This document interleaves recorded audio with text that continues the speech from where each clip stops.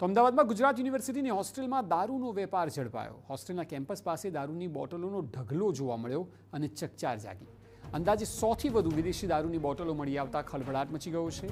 એનએસયુના કાર્યકરોએ ઝાડીમાં પડેલ ખાલી દારૂની બોટલો એકત્રિત કરી ડી બ્લોકના ધાબા પર પણ મોડી રાત્રે 10 બોટલો મળી આવી હતી। હોસ્ટેલમાં દારૂની મહેફિલ થતી હોવાના પણ આક્ષેપ સેવવામાં આવી રહ્યા છે। હોસ્ટેલમાં કેવી રીતે દારૂ આવ્યો તે અંગે પણ તપાસ અને સવાલ ચોક્કસ છે। અગાઉ પણ યુનિવર્સિટીના સફાઈ અભિયાનમાં દારૂની બોટલો મળી હતી। એક રીતે ખૂબ જ ચોંકાવનારા સમાચાર કહી શકાય, કારણ કે જે વિદ્યાર્થીઓ પાસેથી અપેક્ષા હોય કે તેઓ સારું ભણી ગણીને સારી નોકરી કરે, સારી જગ્યાએ સેટ થાય, તેની જગ્યાએ હોસ્ટેલમાં જ દારૂની મહેફિલો થાય છે। એક બે નહીં 100 બોટલો, એટલે આ તો જાણે કે દારૂનો વેપાર થતો હોય તે પ્રકારની સ્થિતિ હોસ્ટેલ પરિસરમાં જોવા મળી રહી છે। આપ જુઓ, જે પ્રકારે એકત્ર કરાઈ છે એનએસયુએ દ્વારા આ તમામ બોટલોને 100થી વધુ બોટલો જોવા મળતા ખળભળાટ મચી ગયો છે। એટલે ગુજરાતમાં વિદ્યાર્થીઓ પણ દારૂના રવાડે ચડી ગયા છે તેવી સ્થિતિ સર્જાઈ છે। ભણવાની ઉંમરે દારૂનું વ્યસન, અને એ પણ શિક્ષણના ધામમાં, એટલે કોઈ પણ રોકટોક વગર, તે ખરેખર ચોંકાવનારું છે। અને આ એ વિદ્યાર્થીઓની માનસિકતા પણ બતાવે છે કે જેઓ વિદ્યાના ધામમાં દારૂની મહેફિલ કરી શકે। સામાન્ય રીતના આ પ્રકારના દ્રશ્યો પોલીસ જ્યારે દારૂનો જથ્થો ઝડપતી હોય છે અને ત્યારબાદ એનો નાશ કરતી હોય છે, ત્યારે આ રીતના ગોઠવીને એનો નાશ કરવામાં આવતો હોય છે, પરંતુ આ એ જથ્થો નથી।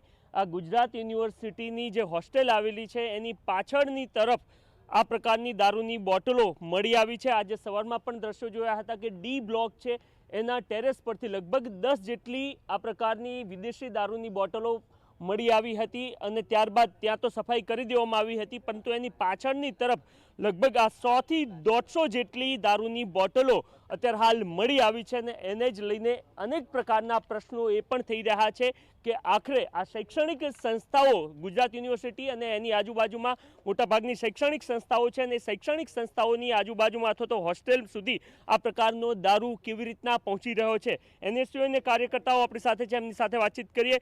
જી, ક્યાંથી આવે છે આ જથ્થો? હોસ્ટેલમાં વિદ્યાર્થીઓ રહે છે, આપનું શું કંઈ અવલોકન છે? મારું એક જ અવલોકન છે કે આ એક ખૂબ મોટો પ્રશ્ન છે કે આ બોટલો આવે છે ક્યાંથી। ગુજરાત સરકાર એવું કહે છે કે ગુજરાતમાં દારૂબંધી છે, પણ અત્યારે આ બોટલો જોઈને એવું કહેવાય રહ્યું છે કે એ ખાલી પેપર ઉપર દારૂબંધી છે। એટલે આ બોટલ ક્યાંથી આવી એ સરકાર અને ગુજરાત યુનિવર્સિટી પ્રશાસનને અમારી માંગણી છે એનએસયુ તરફથી કે આ બોટલ આવી ક્યાંથી એનો રસ્તો કરે। ઓકે વિકી, આ અગાઉ પણ એકવાર મંત્રી આવ્યા હતા ત્યારે પણ આ પ્રકારની દારૂની બોટલો મળી હતી। ગુજરાત યુનિવર્સિટીને હવે શિક્ષાનું ધામ કહેવાની જગ્યાએ જે દારૂ અને નશાનું ધામ કહેવામાં પણ શરમ ના આવી જોઈએ એવું થઈ રહ્યું છે। અગાઉ 8 ડી બ્લોકની બહાર ગાંજાનો છોડ મળે છે, કાલ રાત્રે ડી બ્લોકની ઉપર 10 જેટલી દારૂની બોટલો મળે છે, આજે એની જ બાજુની જગ્યાનું જે ગ્રાઉન્ડ છે ત્યાંથી 100 જેટલી દારૂની બોટલો મળે છે।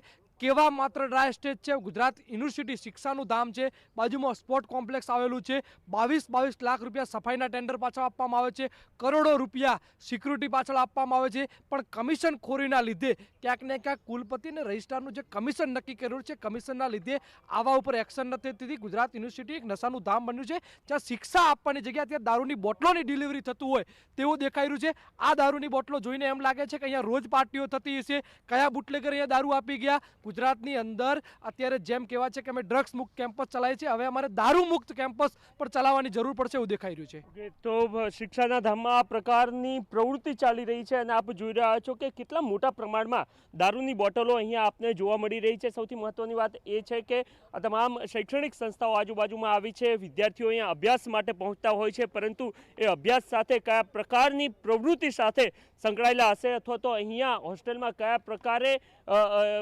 મહેફિલો જામતી હશે, એ તમામ પ્રશ્નો થતા અત્યારે હાલ જરૂરથી જોવા મળી રહ્યા છે।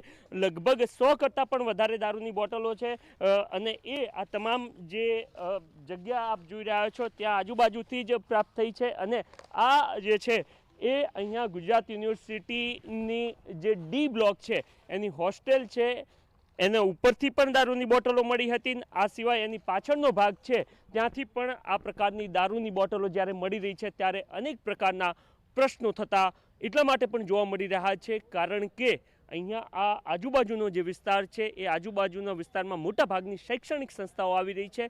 વિદ્યાર્થીઓ દૂર દરારથી અહીંયા અભ્યાસ માટે આવે છે અને એ અભ્યાસ માટે આવેલા વિદ્યાર્થીઓ કેવી રીતના નશાના વેપલામાં અથવા તો નશામાં ધકેલાતા જઈ રહ્યા છે એનું આ એક વરવું ઉદાહરણ પણ કહી શકાય. કેમેરામેન તૌસિફ મલિક સાથે નરેન્દ્ર રાઠોડ, TV9 અમદાવાદ.